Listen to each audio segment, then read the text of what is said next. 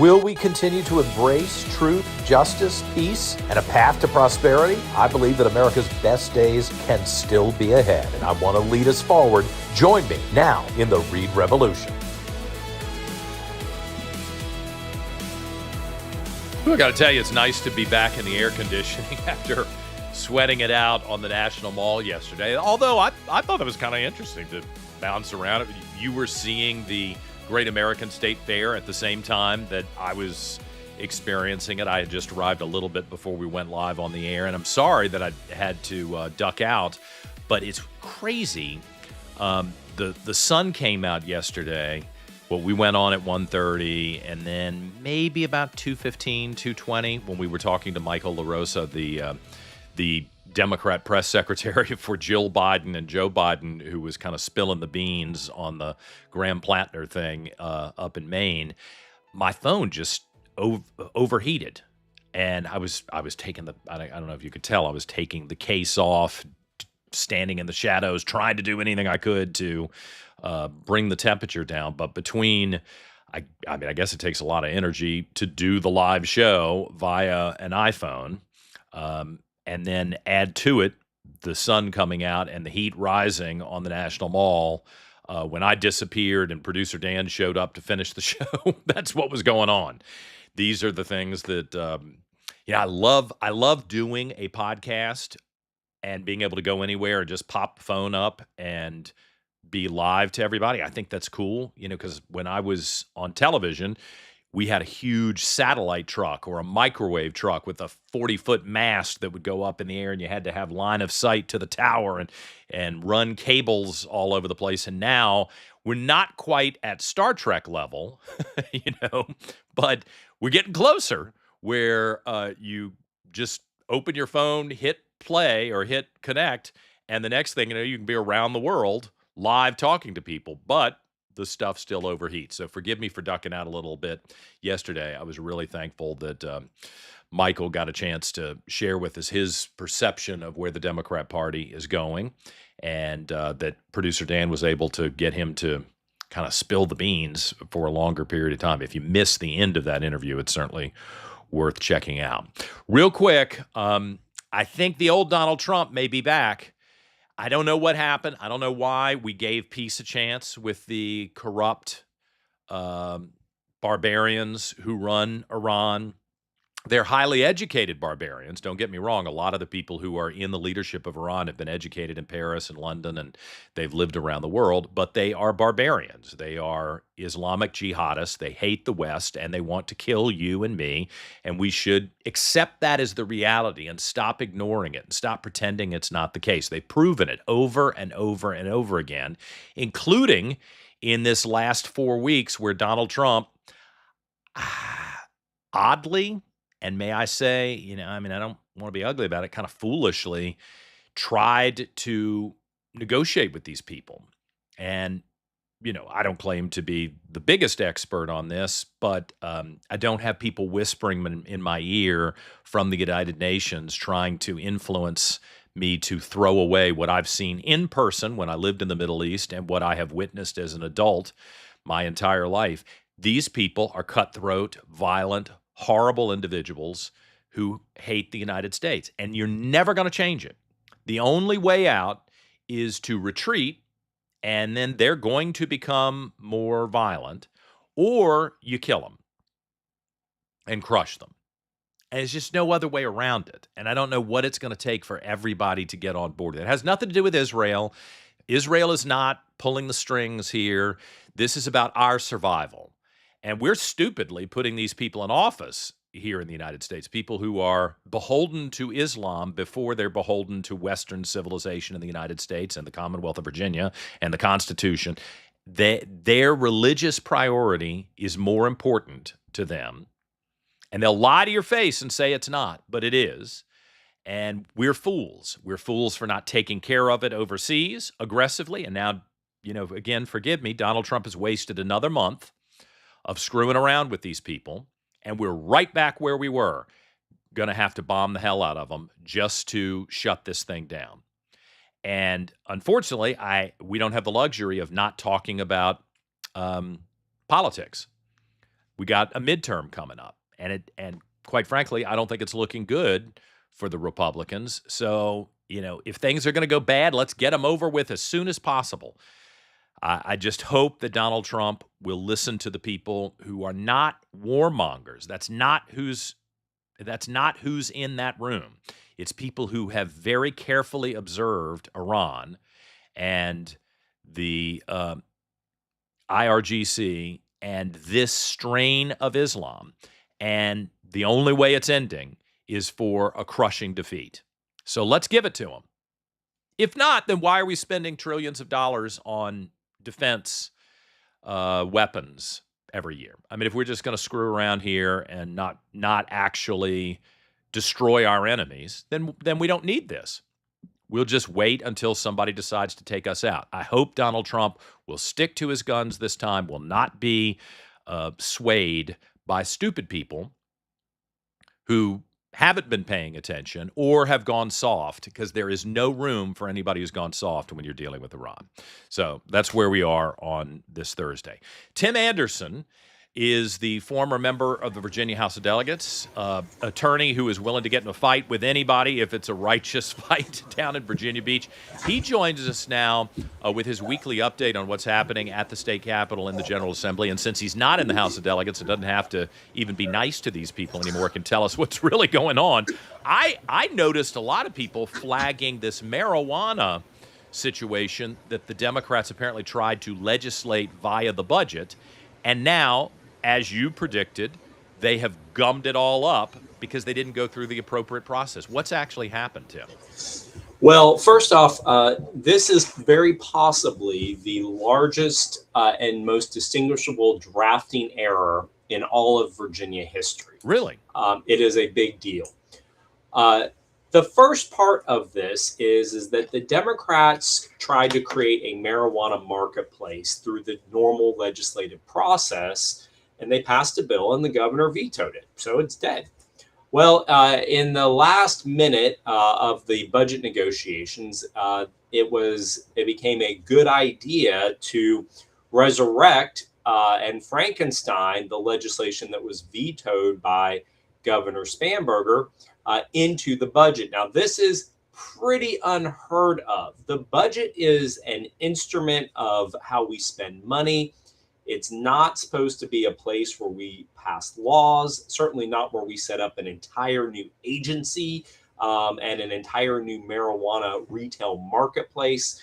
And so that in of itself is absolutely peculiar, never been done in Virginia in the history of every legislative session going all the way back to the beginning.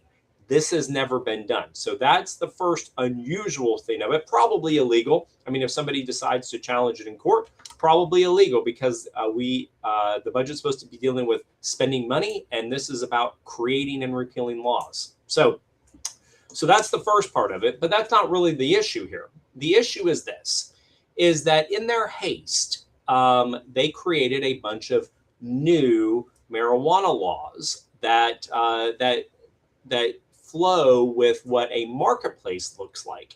So, if you're trying to move 5 pounds of marijuana into Virginia from Kentucky and you're not in the marketplace as a licensed dealer, that would be a crime under Virginia's laws around the marketplace. So all of the marketplace laws and all of the rules and regulations are to go into effect on July 1st of 2027. Okay, fine. So we currently have all of the existing laws in Virginia that would make it a crime to bring in 5 pounds of marijuana from Kentucky. Right now, it would be a crime to do that.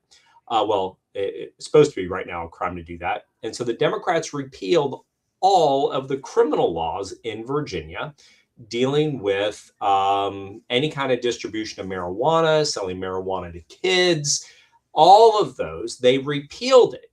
And they left out a sentence on the repeal that the repeal would become effective on July 1st of 2027 when all the new laws kick in. They just left that sentence off. And because they left that sentence off, the budget and everything about the budget goes into effect on July 1st of 2026. So they've essentially repealed all of our marijuana laws in Virginia. It's totally legal now to go sell marijuana to kids.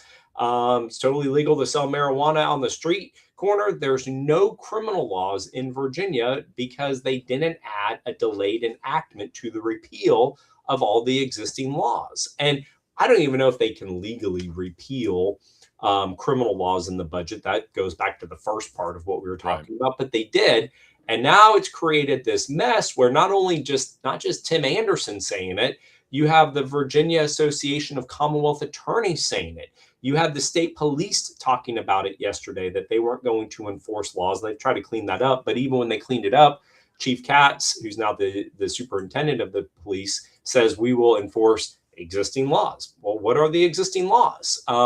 Existing before July 1st or after July 1st? Yeah, I mean, sure, great. You're going to enforce existing laws. What laws exist? And they didn't say that. And Chief Katz is a smart guy, and I know he did that for a reason. Mm-hmm.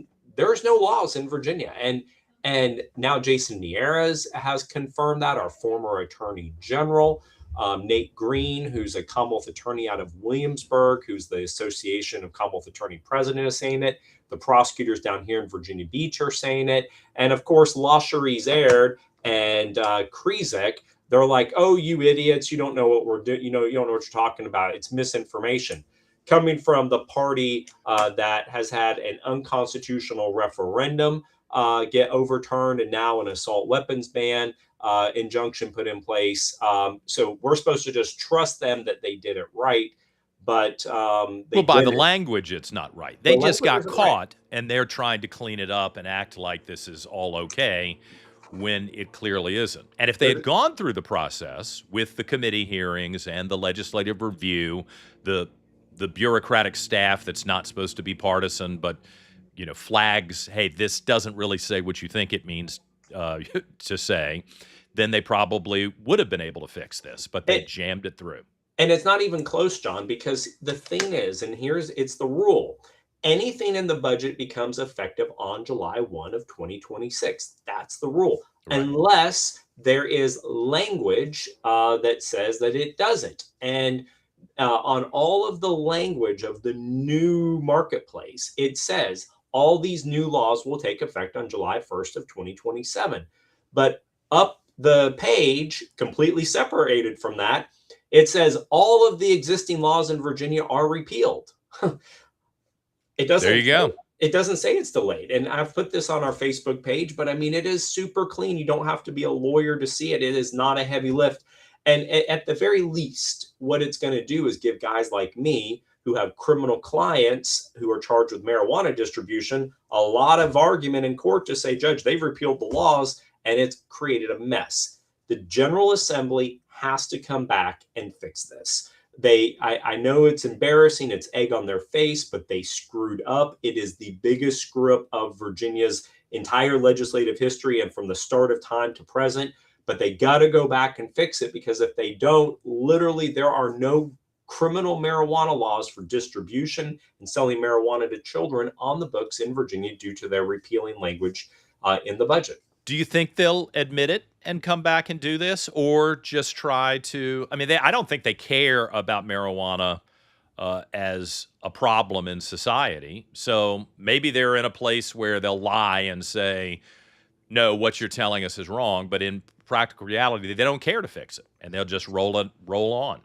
The arrogance of the party right now is such that, like when the Supreme Court of Virginia talked and made a decision to reverse the redistricting decision, the immediate response of Dan Helmer and his ilk were, well, we need to not give this justice his job back. Yes. We're gonna replace this justice and pack it. Let's purge the court of the people we don't like. Yeah. So do I expect them to do anything? No, I really don't. But it's going to give me lots of fun. And I know people in Norfolk right now who are telling me they're going to start selling marijuana right now. And there's nothing the government can otherwise do to them. They get arrested for a crime that doesn't exist. The government's going to get sued. And so it is just a disaster. And I don't think that the Democrats care to fix it. And they're just going to lie and lie and lie and say it didn't happen. It's not, we're spreading misinformation. But the reality is that when you read, like when they said that they were going to spend a certain amount of money in Virginia Beach on a church down here, $500,000, for instance, to reestablish this church. That goes into effect on July 1. When they say that they're going to fund this department or that department, that goes into effect of July 1. When they say they're going to repeal statutes, that goes into effect on July 1. It's not a heavy lift, and they've really, really screwed this up, and they're going to just try to shame anybody who says otherwise as being stupid and idiotic. But the reality is that they screwed this up, and it's the biggest screw up ever. So what does it mean for the bureaucracy that they've established? I mean, they brought over that kind of fat, odious gay guy from the state Senate, Adam Eben, to run it. I don't know why you would do that. And I think with their concern about racial equity, it's very odd that they would pick him to run this thing. That doesn't make sense. There's something weird about that. Of course, he's weird. But what does it do for the agency that he's supposed to run here? Well, that agency doesn't exist. And it won't exist. It won't have enforcement until July 1st of 2027. So literally, if somebody's selling marijuana on the street to kids, there's no way to make that a crime. It would be no different than selling a pack of Skittles to children on the street. It's not a crime. And so people are really looking at this, and they're making decisions, not just because Tim Anderson is saying it, not just because Jason Mieres is saying it, but because the Virginia Association of Commonwealth Attorneys is saying it, and their leadership is saying it. And that is a very big voice. They have tremendous concern about this. And, you just can't as Democrats say, oh, it's misinformation, when the prosecutors are saying, we've got real problems here. And we're not talking about Democrat or Republican prosecutors. Every Commonwealth attorney is part of this group, and that group's leadership is saying, we have problems with this. Yeah. Does the agency and the people who presumably are being hired, do they just collect a salary for this year, or are they in a holding pattern? Or? Yeah, there's some language in the budget that those people are going to get paid. There's money in the budget to pay them to set this up. Nice job. Yeah. That's a great gig. Yeah, I mean, they've got a lot of work to do. I mean, they're not going to be sitting on their butts. They've got a lot to do. They've got to establish an entire framework, and they've got to be able to grant licenses. They're going to be working for sure. But enforcement, the new criminal laws of enforcement will not go into effect until July 1 of 2027. Is there anybody in the Democrat Party who's acknowledging that this is a mess, or have they circled the wagons and they're going to try to protect themselves? Not publicly, but privately, specifically to me directly, and I'm not going to name names, but I'll tell you that yes, they have. They have said that this is going to be a real problem, and so to me directly. Yeah. And so, the other thing is, and I don't want to put on like the conspiracy theory hat here, but remember Louise Lucas got visited by the FBI recently, right? And how convenient that now there's no criminal laws dealing with marijuana in Virginia right this minute. I'm not saying that she intentionally did this, but boy, what a lucky break it would be for her if she was doing something illegal out of her pot shop. Now there's no criminal laws right now. So it might have been illegal, hypothetically, right. Maybe, if she was accused of something previously. But of course, it would be potent probably to go into court and say, well, that was then, and now this isn't a crime. So are you really going to go after somebody when we've changed the laws, hypothetically? Because the feds aren't going to bust, and they're not going to indict people on marijuana. If anybody's getting indicted for selling marijuana, it's going to be the state. And but I don't know. I'm not, it's only one of two things. Either one, just complete and total buffoonery, which is absolutely in line with what we've seen all this year from the Democrats, or calculated precision by leaders of the budget conferees to protect a particular individual, which is also well within their scope. It's one or the other, and both are just ugly. I'm guessing it's the incompetence, because the vast majority of the people who are in the General Assembly now, not everybody, but the vast majority are social justice warriors who are losers in life but have been successful in politics, primarily because they're catering towards a minority audience that they can offer something for free to. And a lot of foolish people who've moved to Virginia are going along with that and feel good about voting for social justice warriors instead of competent people who run businesses similar to yours and the things that I've been associated with over the years. That those things are no longer valued at the legislature. It's about standing with a bullhorn and screaming at people about Trump.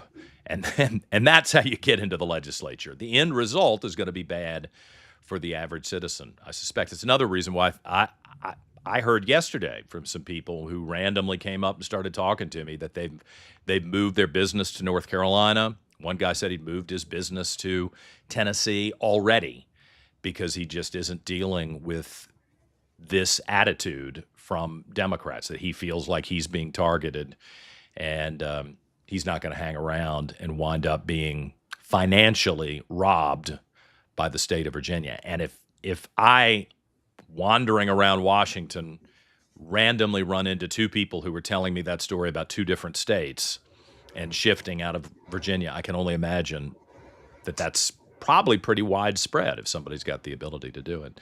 I don't want to run out of time. I know you got to go to court in a minute. Tell me about the clarification about the gun laws, that this is now a statewide injunction. And the last time we talked, you were concerned that it didn't cover. Yeah, and I think I'm right about that. Yeah. Now confirmed with what the court said. So Washington County entered an injunction against the parties of dealing with the assault weapons ban, and the parties were the state police and a handful of prosecutors throughout the state: Chesapeake, Chesterfield, Frederick County, Giles County. These prosecutors were all part of this lawsuit. And what I was saying is that this is not a statewide injunction. So, and then surprisingly, Jay Jones started saying the same thing. It's not a statewide injunction. So I guess what happened out there is that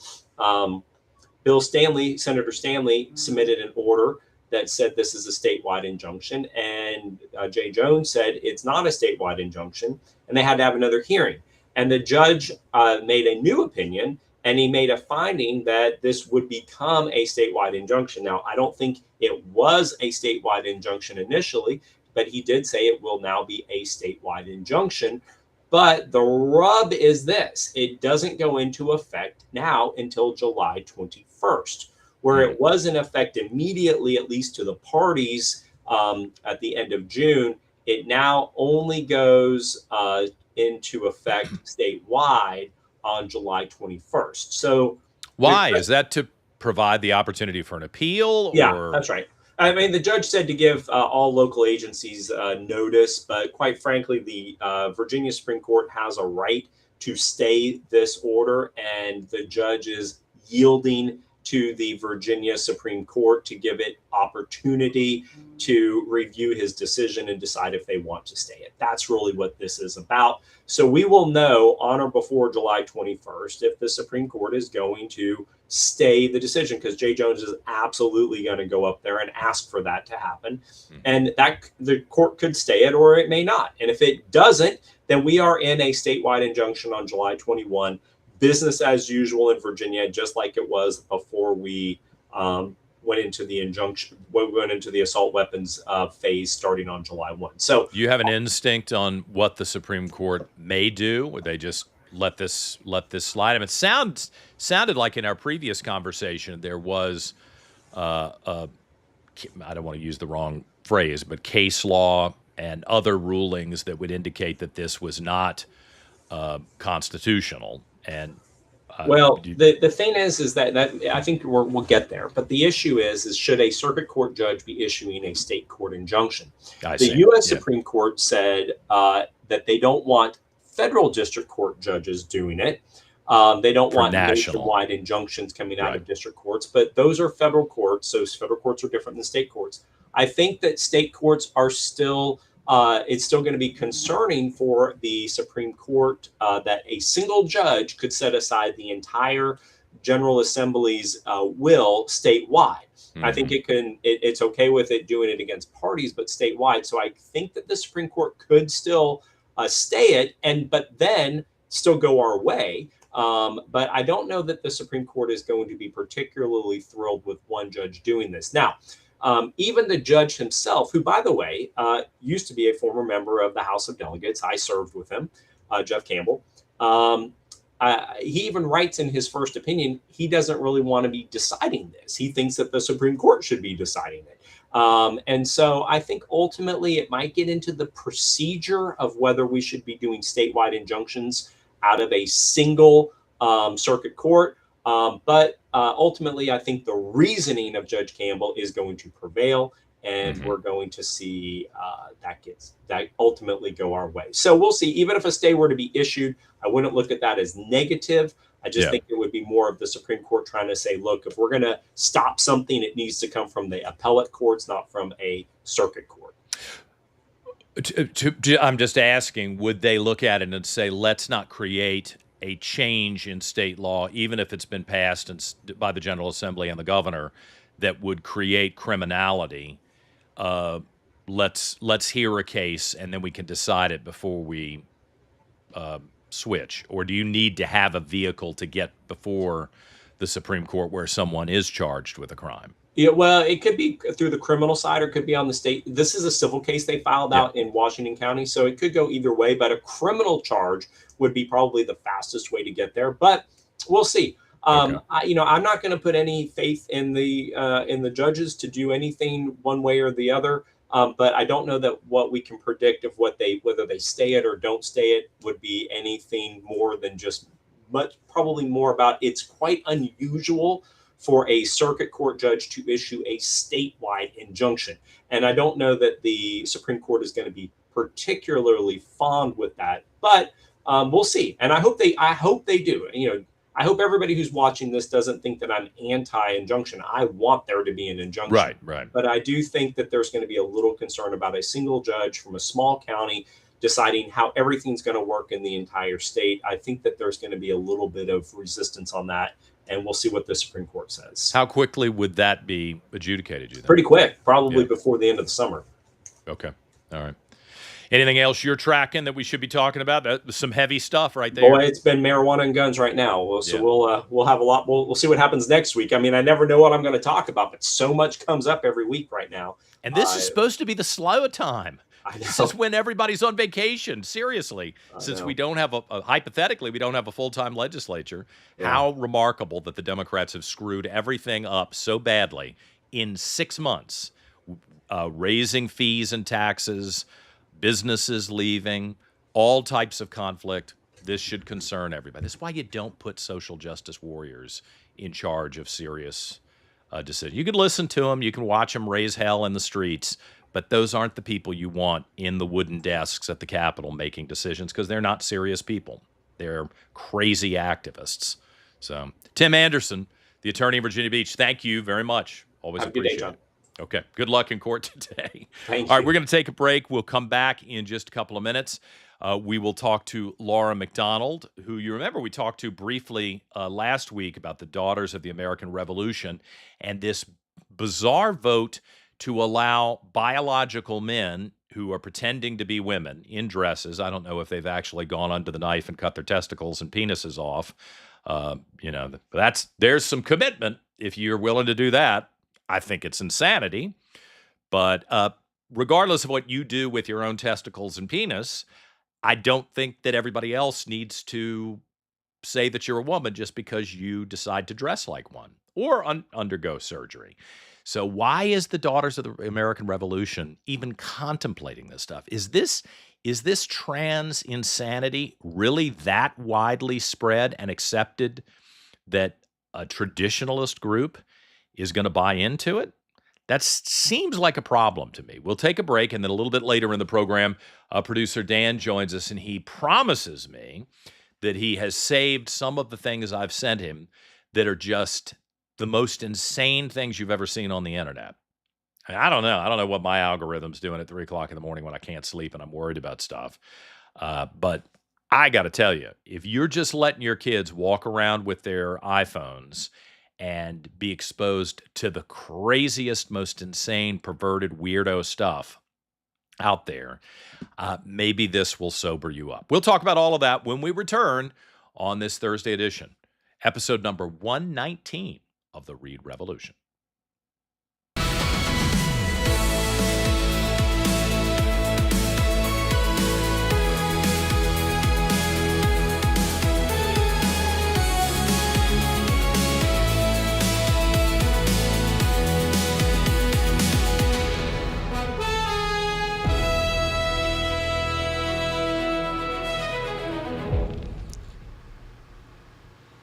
Have you seen any of this Tyler Robinson trial? This is the guy who's accused and who did kill Charlie Kirk. I mean, it's bizarre. What I saw this morning, I think I saw something that, leave it to her to do this at this point, that Candace Owens is running around proclaiming this guy's innocence. What has happened to her? I don't know. I can't figure out whether Tucker, Candace. I can't figure out whether these guys, and since we're in the podcasting space now, it's all based on clicks. It's based on eyeballs and clicks. And we've had great months where, like the Iran stuff last month. Look, I still support Donald Trump. I just think this was a mistake. I'm not beating up on him. Totally. And I feel like I've been vindicated with what's happened here. It's like you and me both. Yeah, we were saying the whole time. You said that there was a new type of leadership. It wasn't a new type of leadership. They were playing you, and they were probably playing J.D. Vance.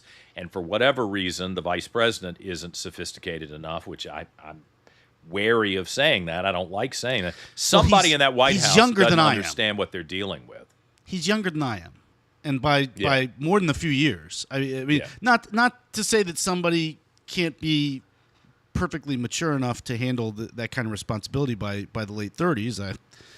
I thought I was a pretty mature person at that age, but everybody does. Yeah, it's pretty young. It's pretty young to be on the world stage handling these things. When you missed the, he was a Marine, so I'm surprised that he's not more sensitive to the Beirut bombings and the I'd forgotten all about that. Klinghoffer and all of these stories that I grew up with on a pretty regular cadence, where it was Iran and their proxies paid for by Iran. All these idiots, these total fools. Forgive me, I don't like to be ugly to people, but you are a fool if you say Iran has never invaded another country. Get the hell out of here. They spend all of their money getting other people to do their dirty work on their behalf. And that's not just a tinfoil hat conspiracy theory on my part. That is absolutely true. They were paying people to kill police officers when I was in Bahrain. They would pay for someone to kill a police officer. They would pay if someone were to kidnap and kill me. They would pay their family. This is not just some sort of theory. This is what they do.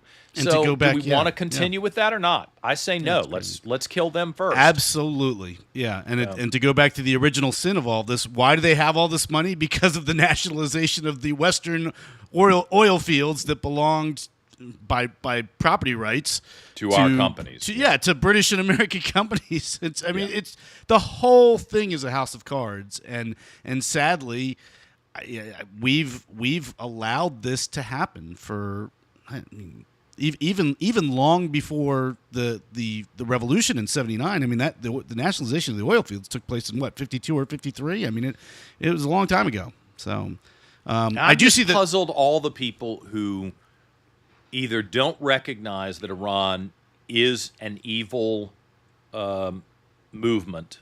Yeah. And, listen, if they were just on the other side of the world and they closed off the country and we never had to deal with them, I would feel terrible about what was happening to the people in Iran. But that's not my That's not a me problem. Yeah. The problem is they keep using the money to attack us, and they've made it very clear their plan is to have a nuclear weapon. And I am not willing, if it's within my power, for whatever it's worth, I'm not willing to go to bed one night and then find out that a nuclear weapon has been used on New York or Washington or Los Angeles. Right. I'm just not. I mean, why would we be willing to do that? And I don't. Why play that game of Russian roulette? And our people are so delusional and living in fantasy land where they refuse to acknowledge the threat. I mean, you could get somebody down the street from me, and they're attacked and beaten in the head with a tire iron while the person screams Allah Akbar, and they would deny that it has anything to do with Islam. I mean, that's how stupid we have become.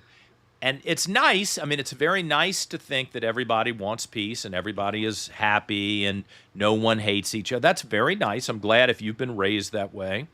It's not true.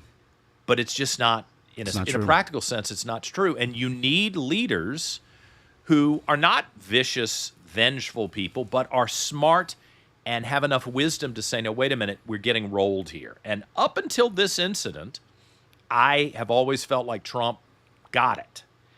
And something weird is going on there.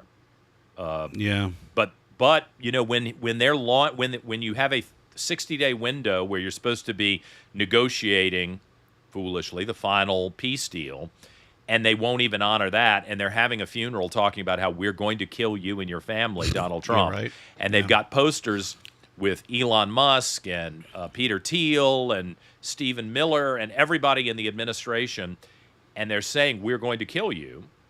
I'm sorry, at some point do you not go, well, that doesn't sound like they're surrendering. Doesn't sound like they're actually interested in peace. So why are we playing along with that? Glad somebody's finally sobered up. I hope that they will go for broke now and just let's get this done. Absolutely. I mean, the last thing I'll say about this, and I think our guest has arrived in the waiting room here, but I think I've told you this. My thinking with President Trump, he at least perceives that he is such a world-class deal maker. Yeah. That he sees negotiation as a virtue. That, oh, well, let's make it. Everything's about making a deal. Oh, look at how great a deal I made. And you just can't make deals with everybody. It's these are people, of all people, whom you can't make a deal with. You can't do it.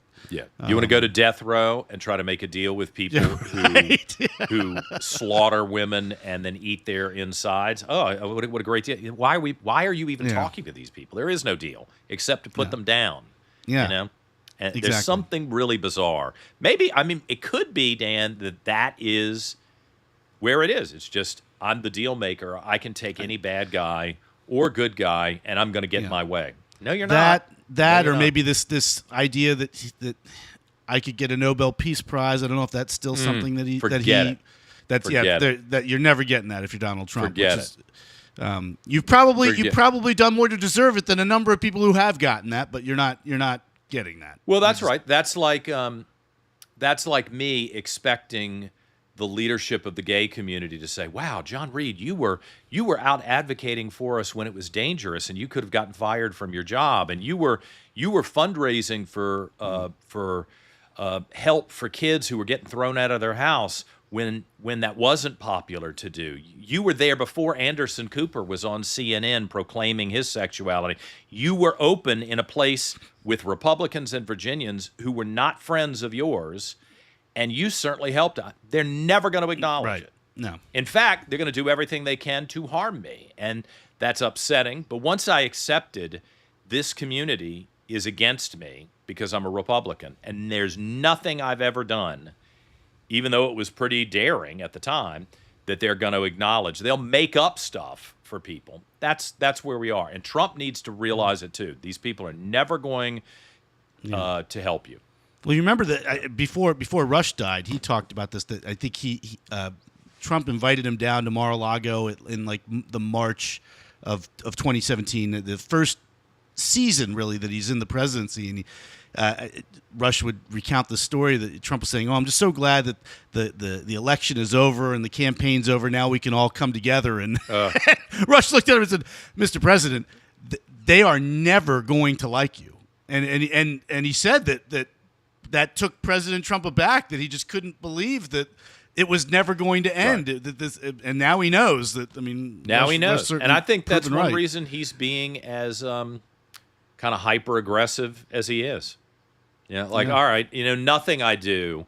Having a state fair on the National Mall to celebrate the 250th birthday, they're going to dump on that. They're going to trash that. So if they trash a birthday party because they're so belligerent and nasty, imagine what they're going to do on things that are somewhat controversial.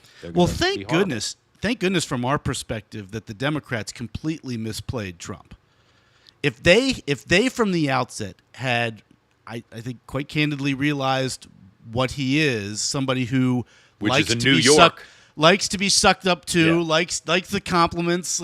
If they had played nice with him, I think that I hate to say this, but I think he would have been eaing out of the palm of their hand.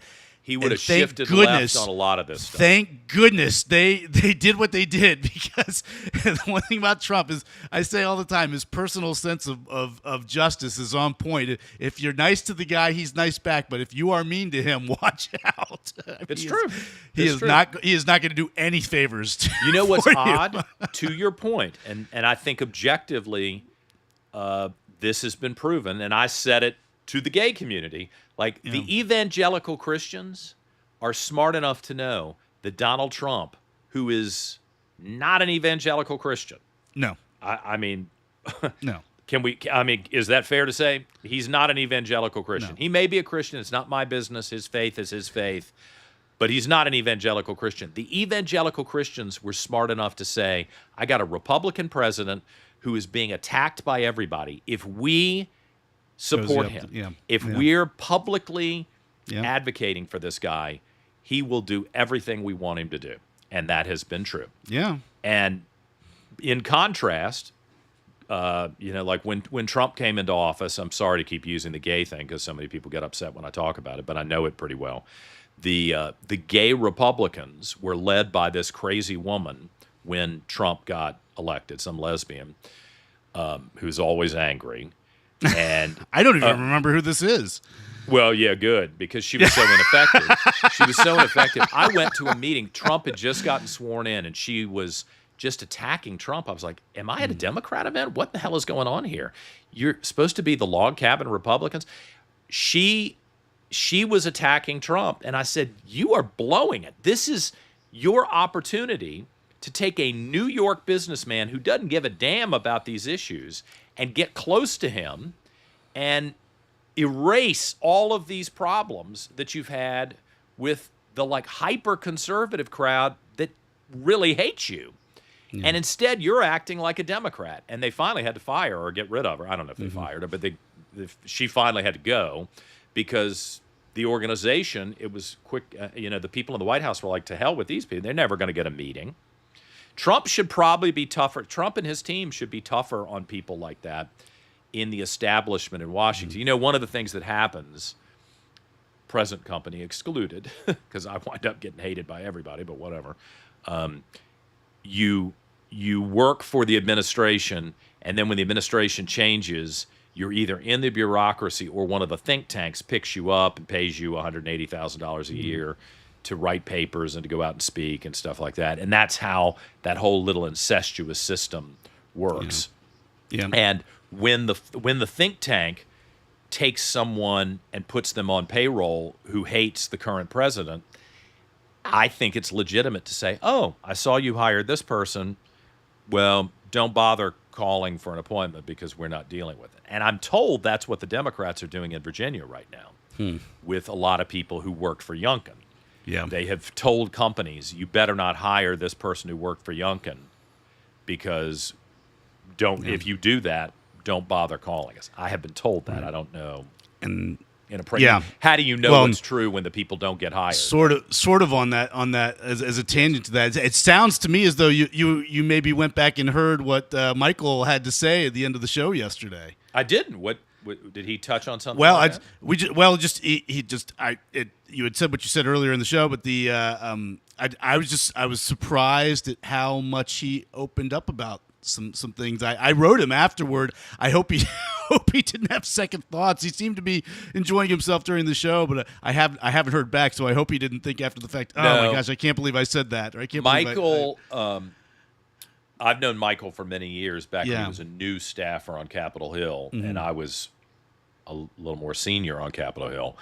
And I was surprised. That guy took the gasoline and the torch and burned the bridge to the, I mean, the Joe Biden. I don't know exactly what happened and what went down between them. But yeah, he burned the bridge. Well, and he was very respectful and polite and everything yesterday, but he really shared quite a bit about his thoughts on things and his evolving ideology. I mean, I'll leave it for people who stuck around and watched the interview, listened to the interview yesterday to comment on. But I felt as though we were coming to a number of points of agreement with one another, which was positive and encouraging. So. Well, I'm glad we, I really enjoy talking to him, both on the air. I think he's, some people you talk to him off the air and you get one assessment, right, and then they come on and they're very formal and they won't say anything. Yeah, it's like, why no, he was very open. He was very open, and I appreciated that. Yeah, but again, not mean or coarse or anything else like that. He just really shared. He knows what he's doing. Yeah. So all right. Well, Laura McDonald is waiting. Yes, she is. Okay. I can bring her in right now. Let's see here. Laura McDonald is with the Daughters of the American Revolution. We started talking to Laura last week and had a couple little technical problems. Oh, there's your Texas flag. Yes, fantastic. sir. That's right. Yeah.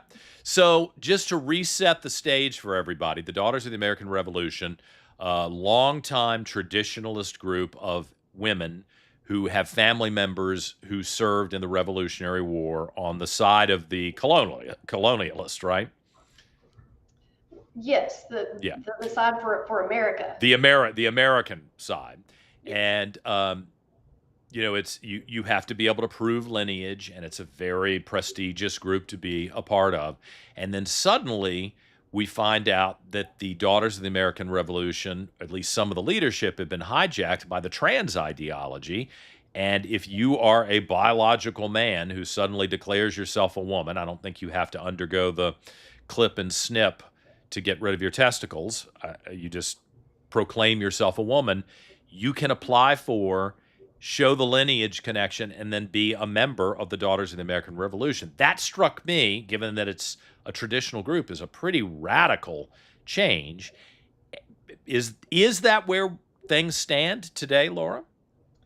Yes, sir, it is. So if a man gets his birth certificate amended to show that he is a female, the DAR will accept that record. And, no questions asked. Apparently not. But, the funny thing is that as a genealogical society, it's our job to ask questions about documents. So, Right. For example, if a woman has been adopted and she has an amended birth certificate showing her adoptive parents, if they have bloodline descent of a patriot, she cannot use that document to become a member. Oh, really? So it has to be by blood, not adoption into the family. Correct. I'm sure there are hurt feelings over that on occasion. Of course. And, one of the things that we've had to push back against is this idea that we are trying to be exclusionary or anti anybody. That's not the case at all. We're simply trying to maintain our membership eligibility requirements that have been around since time immemorial, since the founding of the DAR. So the DAR was founded in 1894, women by women. So when we found out that this was happening, we tried to take steps to make sure that it would not continue to happen. And the narrative has been, oh, well, you're hateful, or you're bigoted, or you're anti-trans, or all of the things that they want to say about us. When really what we're simply trying to do is just maintain the DAR as it was intended, as a society for women, created by women. Have you had many or any fake women applying to join? Yes, sir. Yes, we do. How many do you think it is? Well, based on the individuals who self-proclaim that they are what they call trans women, and based on when we pose questions to our leaders, we've been told, like by the state region of Texas, we've been told it's a handful of these individuals, maybe 3 to 4. And again, the ones that we have found on the internet who are boasting about the fact that they're members of the DAR, I would say it's anywhere maybe from 3 to 10, essentially, something in that neighborhood. How do you adjudicate this going forward? Is there a process where the membership, and I'm assuming that the membership is probably a little more conservative perhaps than the leadership, can the membership say, no, this goes too far, we're not willing to do it? Well, we're in a governance crisis because our bylaws are clear. They say that any woman 18 years of age who can prove lineal descent of a patriot is eligible for membership in the DAR. That hasn't changed. What's changed is the interpretation of that. Yeah. So it's like this nebulous state that we're in, where members are confused about what our rights are as an organization. So essentially, too, what we're being told by our leaders is that since we are domiciled in the District of Columbia, that local District of Columbia law trumps our First Amendment right. We don't believe that. We simply don't believe that. In the United States of America, if the Daughters of the American Revolution does not have the right to define its membership eligibility, then the First Amendment is meaningless. Right. Especially when it's a factual lie, biological and factual lie. I mean, this isn't a group of people that I necessarily want to hang out with, but hey, if you're over the age of 18, knock yourself out. You can associate with whoever you want to, but I think other groups, whether they're evangelical Christian groups who may hate me or another organizational group, I think people have the right to organize the way they want to and to associate with the people they want to associate with. And if it hurts my feelings, well, I may be right, I may be wrong, but I got to deal with my own feelings, not try to force you to adjust what you're doing. It's really an odd, an odd premise that is being pushed here. I mean, taken to the next level, Laura, I think this is insane, but we're dealing with something that's insane. Could I claim that I identify as someone with a bloodline to somebody who had served with the Americans in the American Revolution, and some crazy legal theorist says, well, he identifies that way. It's not factually true, but, he's a patriot. He loves America.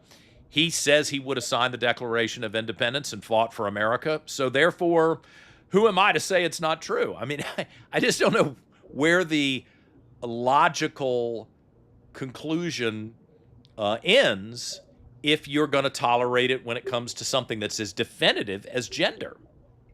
Correct. So the best example I could give for that is if you had been adopted and your amended birth certificate showed parents that had lineal descent of a patriot, what the DAR says in their guidelines is that document is not good enough.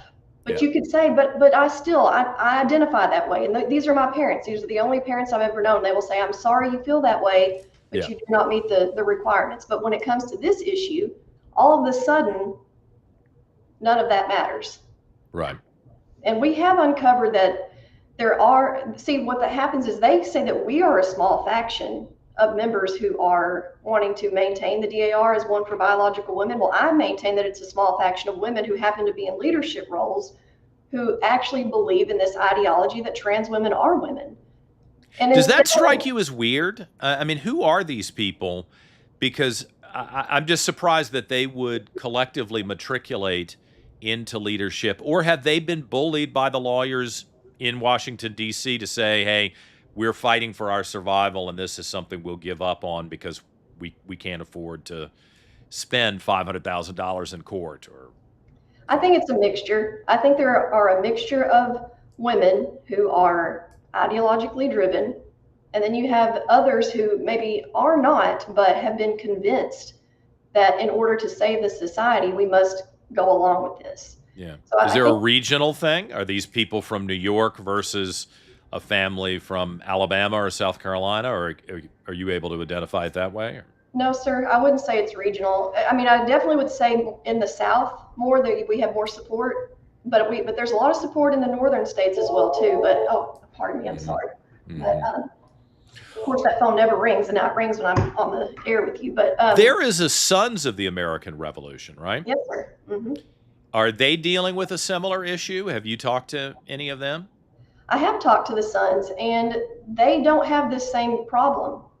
And here's what I'll say about that is, there is a difference between somebody becoming a member through bad faith efforts, meaning somebody knows that they don't meet the criteria, but they pull one over on us, right? They submit a document and we don't know, and they got in. That's not what we're talking about. And that could happen. I'm sure that does happen. But what we're talking about, and to tie into your question about the Sons, they don't have this problem. Now, am I saying there are no women in the SAR? I don't know that. I think maybe some have snuck in. But the difference is the SAR does not say that they welcome these individuals, whereas the DAR quietly, not on their website, but they quietly say that they welcome these individuals, these men with amended birth certificates. So that's the big difference for me, is that you can't keep every single person that's not eligible from being an actual member because they may apply dishonestly or in good faith. They may not, like, for example, a woman may not know she's been adopted and apply with her birth certificate. That's not bad faith. What we're talking about is people who knowingly are violating our bylaws and demanding that we go along with it. That's the issue that we have right now. Mm-hmm. Is part of this diminishing membership? You think that's a factor in it, that the numbers are going down? I mean, I've seen a couple of groups that have, I guess I've been the beneficiary of it on some level, that, people who might have at the height of their power and numbers might not have admitted a gay guy, but they look at me and they say, well, you're honest about who you are, and we look at your life and the way you present yourself, and we do a background check and we find that you're not arrested, you're not doing anything shady, so we will accept you. And I have to tell you, I think part of that is because they need people who are responsible and assertive to be in those roles. Is that part of the factor here, you think? I don't know. I couldn't really speak to that, to be honest. Yeah. I really do think that in the hysteria of 2020, leading up to 22, 23, and all of this transgender ideology took hold, I think that the women who were in charge thought that it was the popular thing to do, or maybe even the right thing to do, but they were wrong. Right. And now that we're finding out about it and we're taking steps to correct it, instead of listening to us, we are silenced, intimidated, blackballed, and basically called names, told that we're bigoted and hateful. So it's pretty shocking. So what happens next before I run out of time here? Sure. So right now we are trying to get the President General to abide by her duty to call a special meeting. Our bylaws say that at the request of 30 chapters in 10 states, the President General shall call a special meeting. We have over 100 chapters now who have done that in 30-something different states. Oh, wow. And she's not called that special meeting. So the problem is that instead of calling a special meeting, which is a separate meeting than any regular meeting, she added what we wanted to vote on to a couple of weeks ago in Washington, D.C. at our annual meeting. And we could get into the nuance of all of that. It's very complicated, but the long and short of it is that our bylaws are plain, that we have met the requirement for a special meeting, and she has not called that meeting. So that's what we're looking for right now for October the 11th, 2026, to revisit this issue in a way that is fair and transparent. Yeah.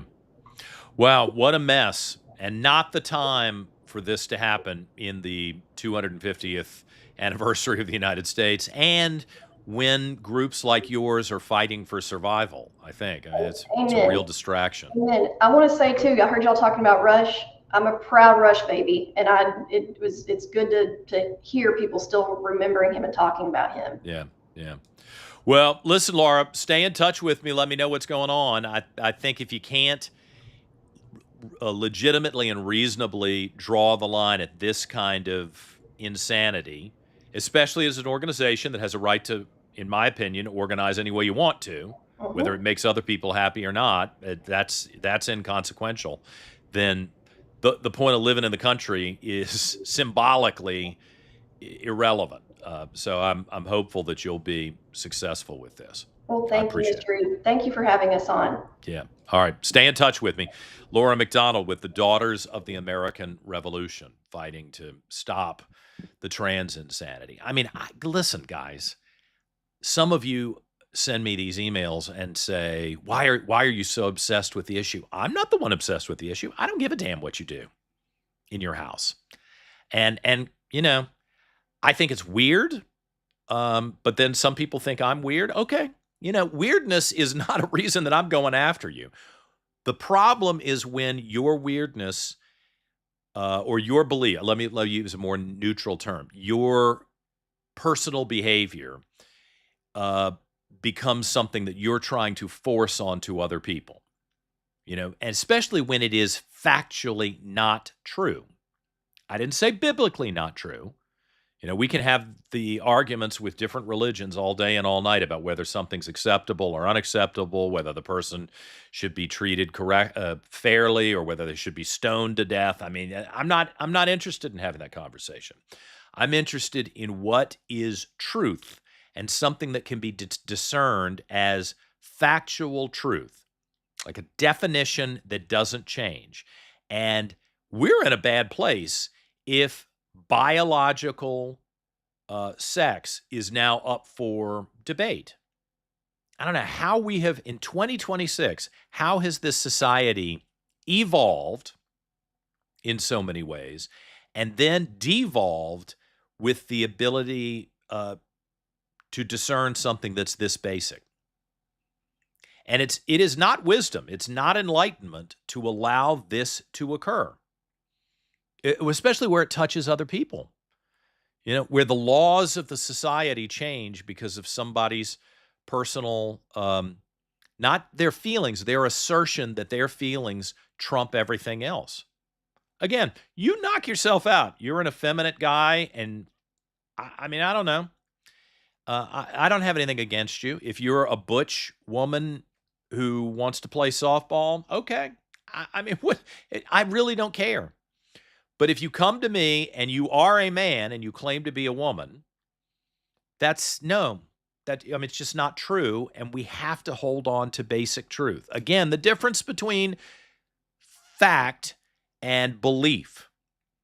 You can believe whatever you want, but there are actual facts. And this is like the fundamental one that we should, I don't know why we would give up the most basic fundamental identifying factor for human beings around the world and turn that over to people who want to wear costumes and mentally pretend to be something else. That is not wisdom. That's stupid. It's very foolish. And I think the left is exploiting that because they know that it shakes the fundamental pillars of a stable society, and that's their goal. Their goal is to collapse the society, and this is one of the things they can do to make that happen. And I'm sorry, I'm kind of a unique person to be so vocal about it, but honestly, I think I've got standing to talk. I've been around this garbage for 30 years, and I've always kind of stood and like, what is going on here? This is not what I'm signed up for, and it continues to grow. So, you know, I wind up making everybody mad. And I've just accepted that's going to be my place in life, is making people mad because I'm going to be true to what I think is factually true. And unlike a lot of weak, pathetic losers who sit in the corner and complain while the world rolls them over, I'm not willing to do that. I'm actually willing to talk about it. And that upsets people. I guess it's very rare to find those people in society. I admire people who stand on truth and actually are willing to publicly go out and defend what they believe in. Let's take a quick break. Producer Dan rejoins us in just a moment. We'll take a look. I mean, I hate to say this. I hope it's the worst of the internet today. You know? And there are a couple of news segments that producer Dan and I are contemplating that will send people into orbit. I don't know that I want to spill the beans on that today, but producer Dan's back with us in just a moment on the Reid Revolution.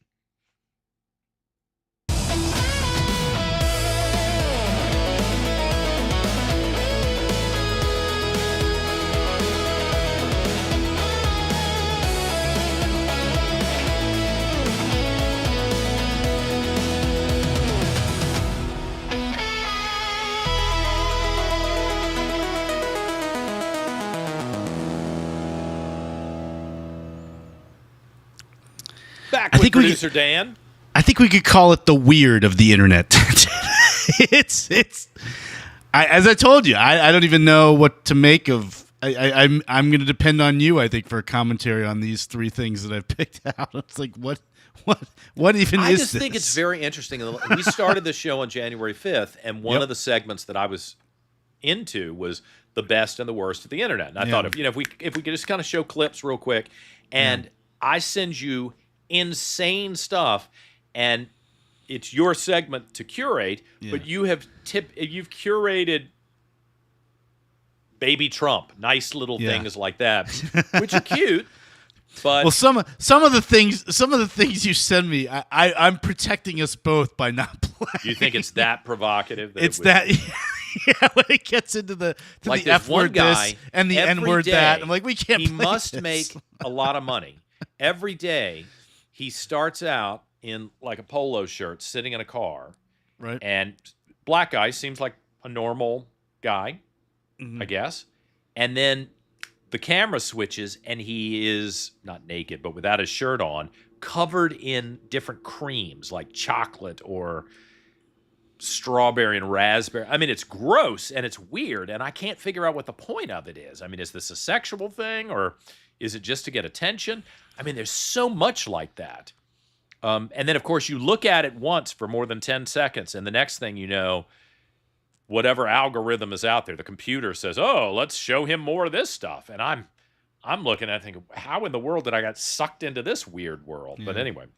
No, it's why I'm careful anymore about what I click on. Not that I don't have a certain curiosity for something that just appears in my feed, but if it's that crazy or wild, I don't want it to all of a sudden dominate. Like, imagine if you went to the state fair and you went to the freak show at the state fair. I don't think they do the freak show anymore because people's feelings get hurt. It's so bizarre. No more bearded lady, huh? It used to, and the fat lady, now you can see her at Walmart any day of the week. I mean, what used to be the fat lady is walking through or riding the scooter through the Walmart. I have one of those today. But imagine if you went to the freak show at the fair, and then there was some kind of overlord that said, "Oh, he went to the freak show at the fair, so now we're going to expose him to this constantly in his regular life." It's like, whoa, I just went to the freak show at the fair for 15 minutes to see something weird. Now I don't want to have that all over the place. It's a bizarre thing. All right, so what you got before we? All right, so let's see here. I'm let me pull up my reservoir here. Well, this is sort of up the alley of what you were talking about before we went to break. Here is this, I guess, young individual, and it's different. So here we go. People in my section that keeps misgendering me he. I just have one thing to say to you. I get it. I'm really manly. Always have been. My whole life, people pointed at me with their fingers, said, "Wow, you're the poster child for manliness." Except not a child, a man, because man, masculinity. And I say, I get it. True that. It's hard for me not to be that way. It's like a second nature to me, like riding bike or eating memory foam. I'm trying my best to tone it down, of course, but it's hard because I exude it so naturally, like sebum. So next time you're in my comment section and you're thinking about misgendering me, try to ignore this raw masculine energy I so naturally exude and gender me correctly. Thank you. Did I catch the in most there? polite person? Did I catch in there that he said eat memory foam? Was that what I don't know.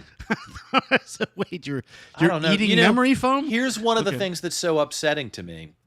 I mean, again, it's not my life, so it's not my place to tell you what to do. But it is when this kind of bizarre behavior is repeated 100,000 times, it inevitably does have an impact on the society we live in, the culture we live in.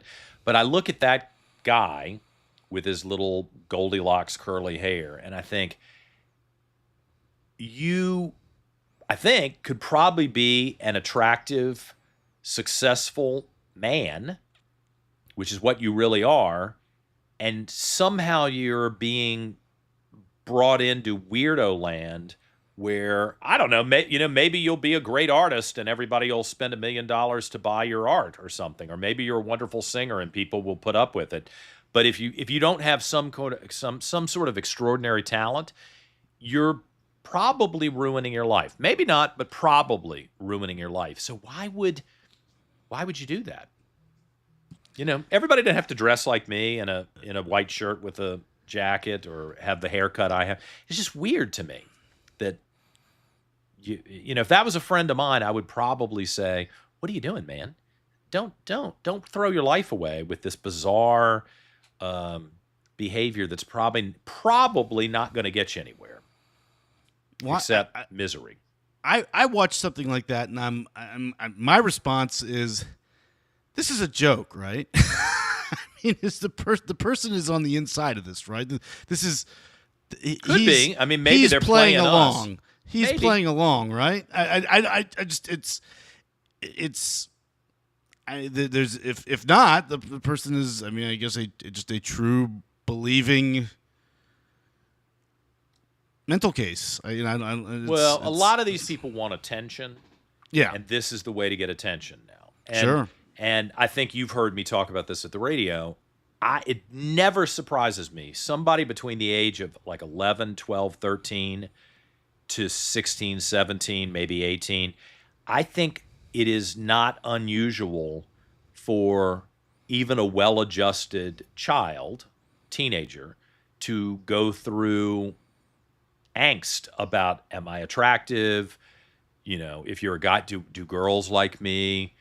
Do I get along with men, boys, guys my own age? Am I, where am I in the pecking order? Am I really good looking and really athletic? I think it's normal to have that type of angst. And I think adults have really abdicated the role that they should play to try to keep people on track. Doesn't mean you have to emulate, you got to be a military guy, or you've got to be the homemaker at the house and know how to cook 3 different types of cakes and pies. I mean, you don't have to do the gender roles necessarily the way they have been for generations. But there's some. I mean, are there no guardrails anymore for young people to try to make sure they don't accidentally screw up their whole life? It's weird. Well, my nephew and nieces are slightly older than yours. They're right smack dab in the middle at this point of that age range. Oh. I must admit, I've been awaiting this phase of their lives with a certain degree of trepidation, given what has become so normalized or seemingly so normalized in recent years. And just, all right, when's the shoe going to drop? When's one of them gonna say I'm a unicorn or something weird? It's just like, oh, what are we going to do? How are we going to handle this?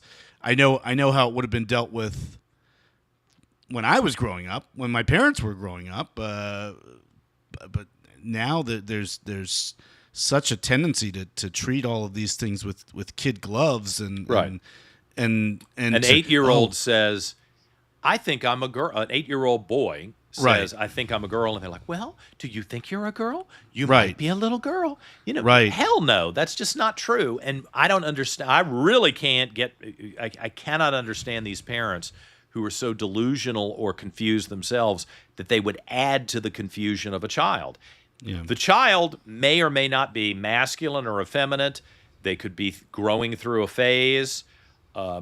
Maybe they're not athletic. Maybe they're very artistic, and you're going to be made fun of by people who are super athletic and stronger and bigger than you. I mean, you should help them through this and find value in who they are as a human being, but not deny who they are as a human being in order to do that. Well, unfortunately, in my family, I don't think that that my relatives would give credence to any of this sort of stuff. Craziness. Yeah. But institutionally, the places of so-called learning, places of leering, they're in on the gig, and it's like you send these kids to these schools. Next thing you know, it's a federal case out of something. But yeah, they're indulging. Yeah, the craziness. And again, it doesn't mean that you have to. Let's say a 13-year-old says, "I think I'm gay," or a 13-year-old says, well, I'm confused about my gender.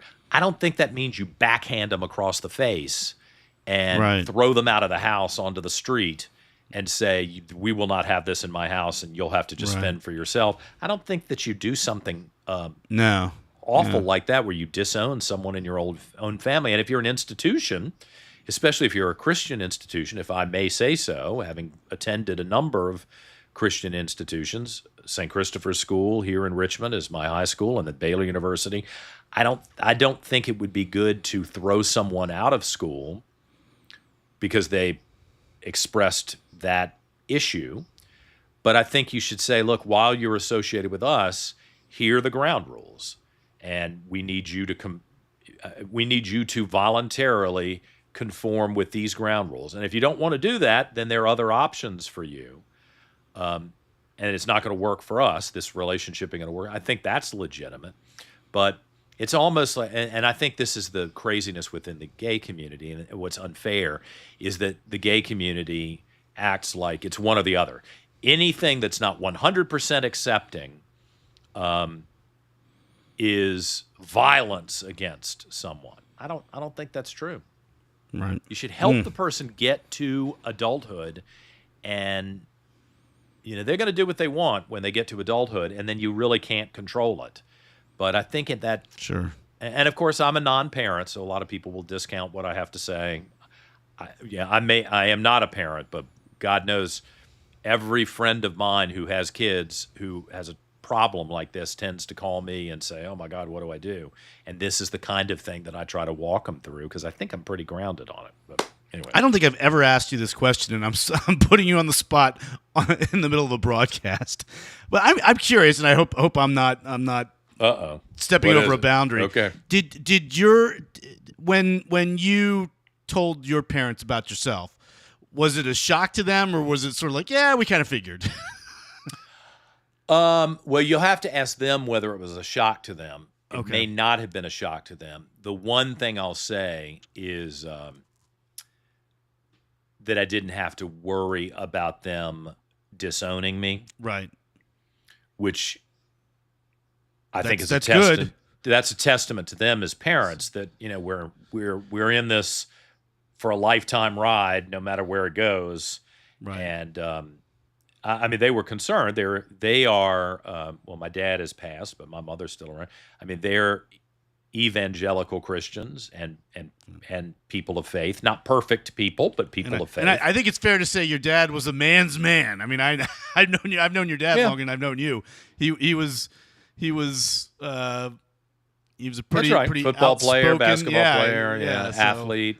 Yeah. In your face, didn't have a problem getting into a fight if he had to get into No, a he fight didn't. physically or No, he otherwise. didn't. So No, he didn't. no, that's true. But So- I mean, and I'm not sure how they would have reacted to someone else other than their own child saying. Right. But again, that's not their business. Their business is their own family and their own children. And the one thing, I mean, I've told a lot of my friends who have had family members or children who have come up and said either they think they're trans or they're gay, like, don't cut them off. Try to talk through it and understand it's going to be an emotional. I mean, you're now in for a roller coaster ride emotionally on a personal level and a family level, and you've got to brace for that. Yeah. And I honestly, Dan, had they cut me off, I probably would have killed myself. I mean, it was that bad. Yeah, I don't want to go into it, but yeah, but I mean, that's the emotional. These things are very emotional, and I feel terrible, Dan, that I have to come on the show and be so hostile to the trans issue because, or about the trans issue because these are real people, and I do think there is confusion. Yeah, and I think an effeminate man, an effeminate teenager, who is a male, is in a tough situation, and I recognize that. And I would normally be much more conciliatory and try to be much more helpful, except that the political component now comes into it. And it's no longer try to work through it. It's you will bow down to this. Well, no, wait a minute. That's a different story. That's a different story. I'm not bowing down to it. Nobody should bow down to it. We can work with people to try to get them into a safe place where they have a happy and productive life that isn't destructive or harmful to other people. We can do that, but the politics always messes it up. And I feel bad that that's where we are today, because it's the things that I feel I'm forced to say and that I do feel strongly about, that's not the way I would prefer to deal with these issues. But I'm being backed into a corner on it, and I do feel like it's if I fold and act like a wimp like everybody else, then we're going to lose the society.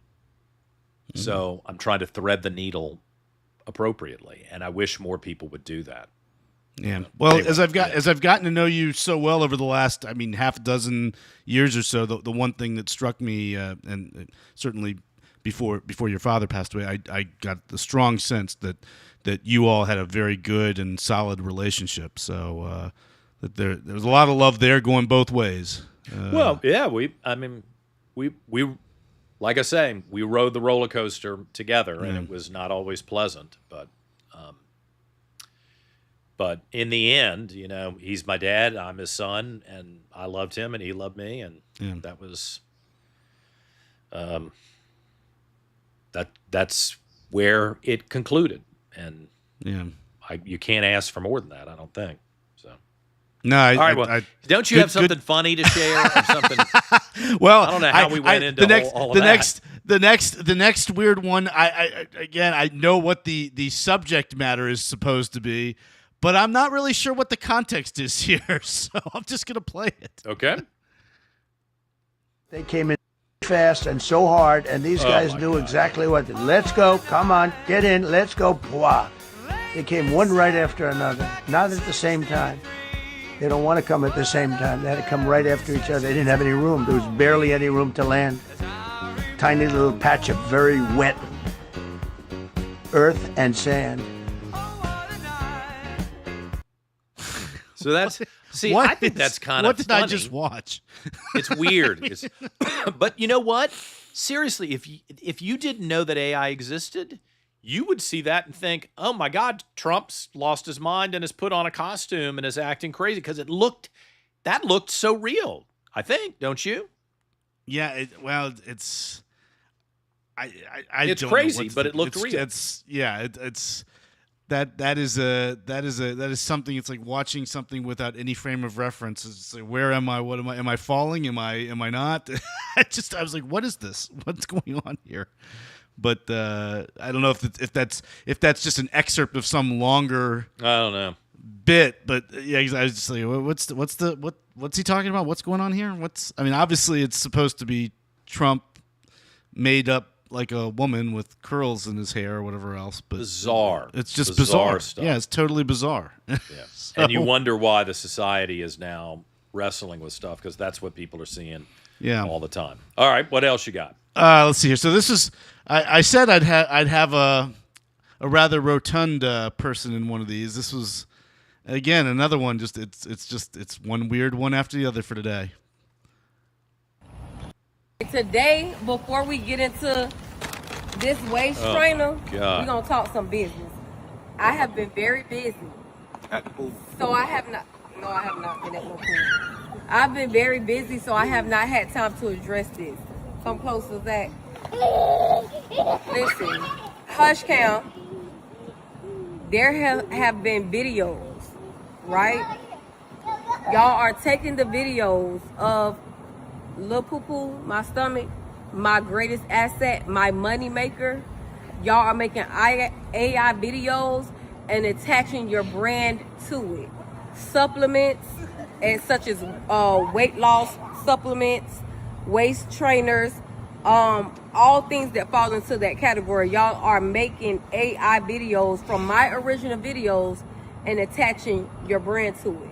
Now, I have, over these 4 years, organically grown my audience. Go over there. And listen, there's so much I do not mind sharing my audience awful about this with your brand. What? Oh my God. Again, I'm guessing she makes What am money. I watching?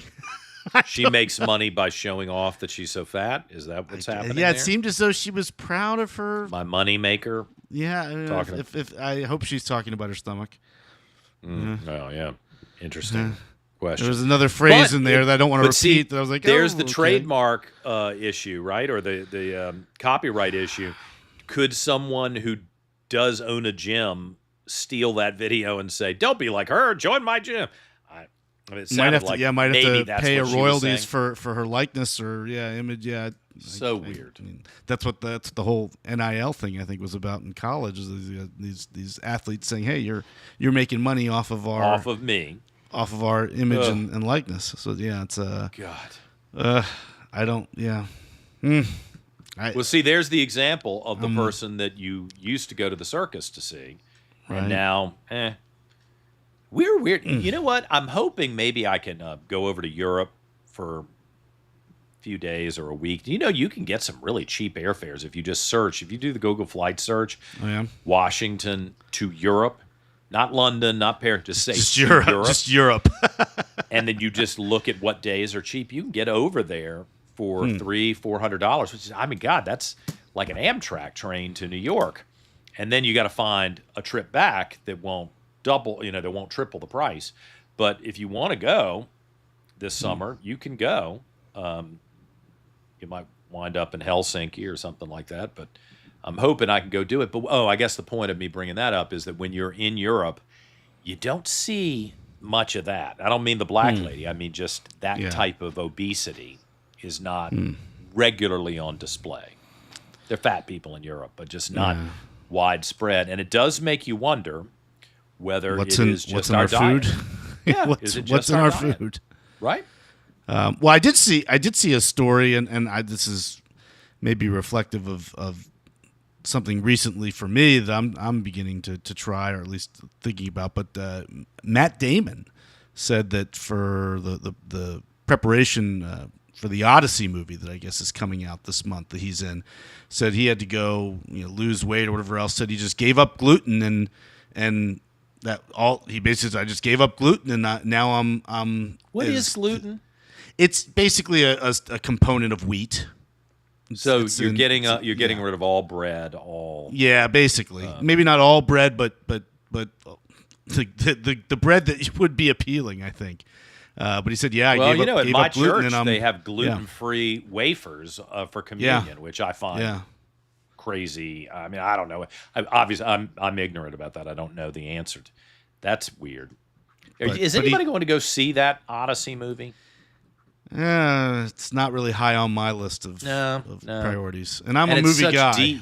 It's such DEI casting, and they're so excited about it. It makes me not want to even fool with it. I did go see Disclosure Day a few weeks ago when that came out. The new Spielberg was that good? movie. It was fine. It was all right. I mean, kept my attention Steven for a couple Spielberg. Hours.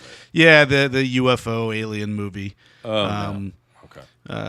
And I candidly, I'm not the biggest John Williams guy, but I really was impressed with his score, especially for a 94-year-old guy still doing that. But I thought that was maybe the best aspect of the movie was his score, which wasn't.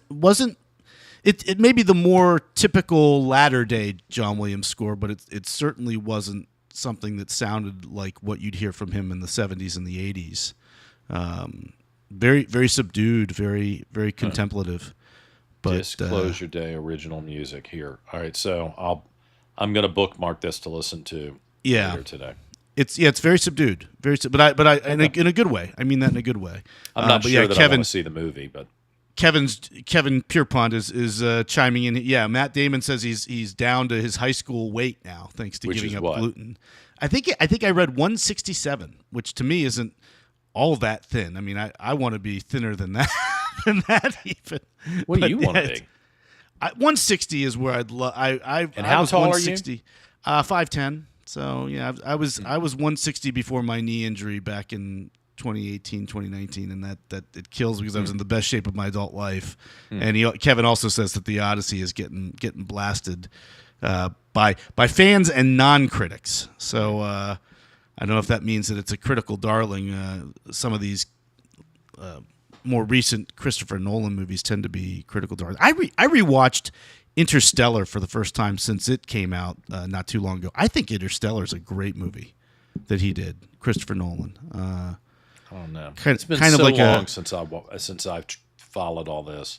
I was disappointed when I first saw it for whatever reason, but I recently went back and rewatched it. I think this may be his best movie. But Nolan movies are kind of the sum of their parts. Generally, there's so many great aspects of them, but then there's something that's just like, he ruined it, or this doesn't make any sense. I felt that way about Dark Knight's a great example there. Where I thought there was so much to like about the Dark Knight, but then the last 30 minutes of that movie are just so ridiculous. It's I'm like, getting you old ruined it because none of this resonates. I mean, I guess I'm aware of it. It's interesting. I went to the Library of Congress yesterday. Okay. Because they've got the original. They have the film registry there. Yeah. Oh well, that yeah. I guess they do. Yeah. Yeah. But they have a new display that just opened. It includes the original handwritten first draft of the Declaration of Independence that Thomas Jefferson wrote. So I thought, well, you don't see that every day. I'll go by. You have to get a ticket in advance. It's free. So I went by, and you have to go through security to get into the Library of Congress. It's weird because I don't know if it used to be that way. When I worked in the Senate, sometimes when I just thought, oh my God, I'm freaking out, I got to get away from these people, I would go over and sit in the reading room at the Library of Congress. It's a beautiful room, big round room. It's like it's out of Europe, and all the statues of Moses and Galileo, and as you know, the great thinkers and discoverers of all time and writers are all ring the dome. It's very inspirational and very quiet place to be. So I used to go over, and I don't remember going through security. I just remember going over and having some peace in that room. But anyway, you got to go through security now. And as I put my keychain in the bucket to go through security, I have a Superman key ring that I've carried for 20 years. And boy, the security guard was all excited about that. He wanted to talk about Superman and which Superman do you like the most? And da-da-da-da. I was like, boy, you must really be bored here at the Library of Congress. But then he started talking about the new guys who've played Superman. And I just kind of had to fake it because I don't watch that stuff anymore. I mean, you bring up Christopher Reeve and I've told you the defining moment of my life was seeing Superman the movie for the first time. Oh, I didn't know that. Did you tell me that? Yeah, I've told you that. Yeah. The defining moment of your life. Defining moment of my life. Superman. Fell in love with Christopher movies. Reeve. Yep. Fell in love with movies. Fell in love with film music, and fell in love with the character of Superman. I wanted to be Superman. Really? Yeah, absolutely. You haven't told me that. I don't. Yeah, or you didn't characterize it that way. Maybe I'd be. Yeah, that's the defining moment of my life. Defining moment of my life. My there God. was Dan pre Superman the movie, and then Dan post Superman the movie. Now you don't run around the house in Superman place. It's not gotten that weird. Am you I gonna found see me. You on No. Instagram? Some other podcast. Maybe when I was 12. I don't know, but no. It's unfortunately I didn't look nearly enough like Superman to pull that off. But do you remember Underoos? Oh sure, yeah. Everybody had Underoos. I had Superman Underoos. Maybe that explains something. I don't know. But yeah, no, I was as big a fan, at least in my youth. I don't love the movie or the score for the movie nearly as much as I did when I was a tweener. But it's I was big into that movie. When I first saw it, I was like, wow, this is just changed my whole outlook on life. Yeah, I'd love to Kim build Jones a sang theater at first that looks like the Fortress of Solitude out of that movie. Oh, it's amazing. Yeah. You know, with the crystals. Sure. Hold on. Let's see. Where is it? I thought maybe I asked AI to create a theater that. Oh, maybe I got it. Hold on. One. Yeah. You know, I've been designing this World's Fair. Oh, look at that. Okay. Did I show you that? No. That's neat. Yeah. I thought it was pretty neat. So that's the tower that I would build if I were to do the World's Fair. And of course, when I was a stupid kid, I thought Richmond was the center of the universe, and I thought we could have the World's Fair in Richmond. Now I realize we can't even have running water in Richmond. So we're probably there's the tower during the daytime. Isn't that amazing? Oh, nice. Yeah, look at that. Yep. But hold on. Let's see. It reminds me of that movie Tomorrowland from about 10 years ago with George Clooney. Oh, yeah. I mean, and AI, I give AI very specific instructions, and it creates these remarkable places, which I'll probably never have enough money or powerful friends to build. But anyway, somewhere here I've got a photo that I printed of a theater that is designed to look like the Fortress of Solitude. The Fortress of Solitude, because I thought that was just so amazing in that film. Well, my guy was supposed to score the movie. He was the original choice for Superman, but he had to pass on it because he was so busy that year. But he had won his Oscar from The Omen for Richard Donner, who directed Superman, and they were going to reunite on the movie, and then Jerry had to pass. But he then went on, I think, to use a lot of the ideas that he was going to develop for Superman when he scored the offshoot Supergirl a few years later, and that score is getting some attention again now because of the new Supergirl film that's in movies. But everybody's like, hey, that first Supergirl film, wasn't a great movie, but Helen Slater was great as Supergirl, and man, that Goldsmith score was awesome. So see, it always comes back to Jerry Goldsmith somehow. If Dan is here, talk to him for 30 or 40 minutes, and somehow it'll get back to Jerry Goldsmith. Well, the we thing probably is, got to go. You could bring. The thing is, it'd be like a matter of like, I wonder if I could say this word or this phrase, and he could somehow force it in. If you think I'm bad about bringing up Ronald Reagan, you're like 1,000 times worse when it comes to Jerry Goldsmith. All right, we got to go. Yes, I'm always happy to see you, Producer Dan. Thank likewise, you very much. yes. And we're doing a show tomorrow. Yes, of course. Yeah, absolutely. Okay. Yeah, we have Rob Whitman on. Rob Whitman will be on to talk about what's going on up in Washington, his own re-election campaign. Okay, what he thinks. I mean, somebody and who's next on the week, armed services Producer Dan, we really do want to try to get all these Yes. candidates who are running for Congress. Yep. And I'm having everybody on, whether I'm voting for them or not. And I'm not going to tell you what I'm not going to tell you about my endorsements. I don't do that. Because I think you should listen to the person and decide who you think is the best person. And then maybe it matches me, maybe it doesn't. And that's also, I think, only fair to the people who are putting their lives on hold to run for office, is to give them a fair opportunity to present their cases. So that will be, hopefully next week, we'll have a number of the people who are running, at least in the Republican primaries for Congress. And we got a jet. So shoot us a note at thereidrevolution@gmail.com. If you have a moment, I'd sure appreciate it if you'd give us a thumbs up, a like, a good review. That would help because, boy, the crazy leftists are trashing me every opportunity they get on Facebook, on X, on YouTube. And we'll see you tomorrow here on The Reid Revolution.